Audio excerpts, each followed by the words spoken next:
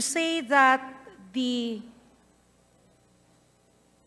Office of the Vice President spent the confidential fund in 11 days, the office submits its stand that it is inaccurate, Mr. Speaker, Your Honor.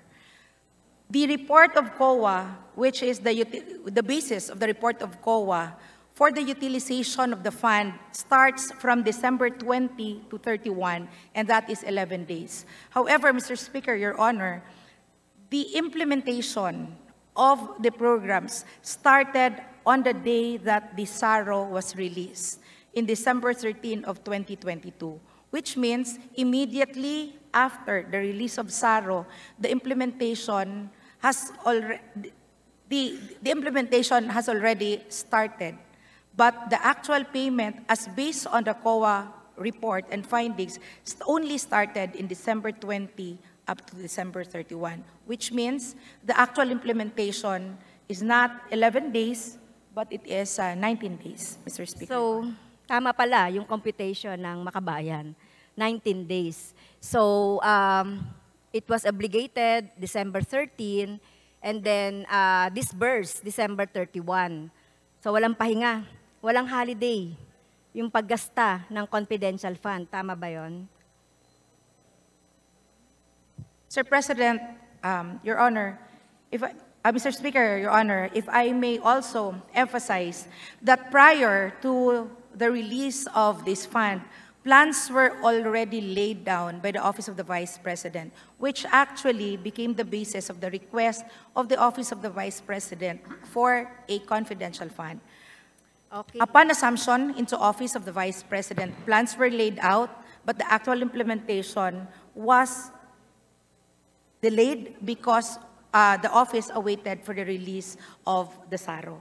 Sir. With the permission of our colleagues on the floor, the time of the gentle lady, maybe the gentle lady can wrap up. We have 3 more minutes. Yes, thank you, Mr. Speaker.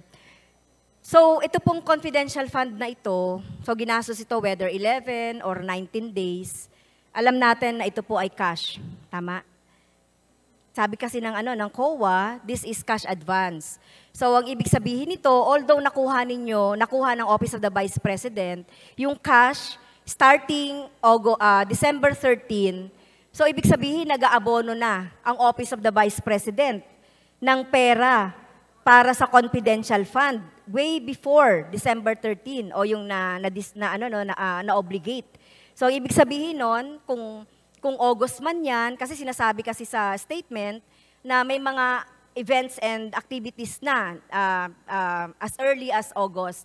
So yung confidential fund, ginagamit na, nag-aabono na ang Office of the Vice President? No, Mr. Speaker, that is inaccurate. Plans were laid as early as August, but the actual implementation was only after the release of the SARO in December 13, 2022. Okay.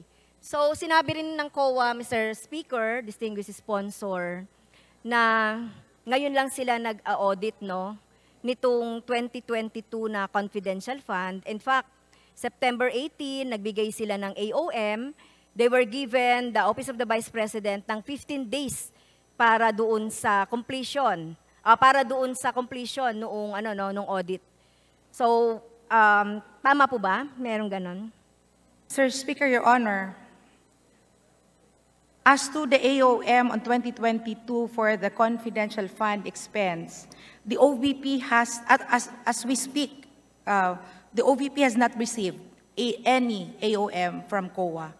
And in case there is an AOM to be issued by COA, the OVP will respond to the AOM and provide any information or additional documentation as may be necessary. And the OVP maintains full accountability for the use of its funds and remains committed to observing accounting and budgeting rules and procedures. The OVP will coordinate. Ibig sabihin, nagsisinungaling ang COA.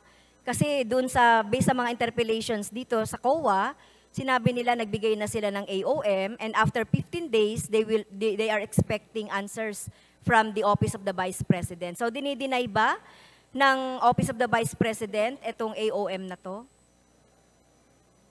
Sir Speaker, Your Honor, as we speak, even until today, the OVP has not received any AOM.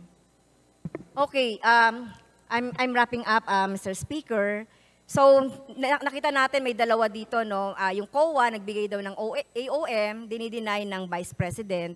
Pero alam niyo po, dapat ito ay na-liquidate na or na-i-report na ito this early, di ba? So, 2022 yan, dapat ngayon ay na-audit na. Mr. Speaker, Your Honor, if I may interject, the Vice President is not denying about the AOM, but records will show that there is no AOM received by the Office of the President, even as we speak, of the Office of the Vice President. even AOM as we, from the AOM, COA? as we speak today. Okay, so yun na lang, Mr. Speaker. So kailangan natin talagang ayusin itong mga liquidation nitong mga confidential fund. At ako po ay sumasang-ayon sa ating liderato doon po sa pag-aaral at pag-justify nitong pagbibigay ng confidential fund sa mga ahensyang hindi naman kailangan nito, lalong-lalo na ang OVP at ng DepEd.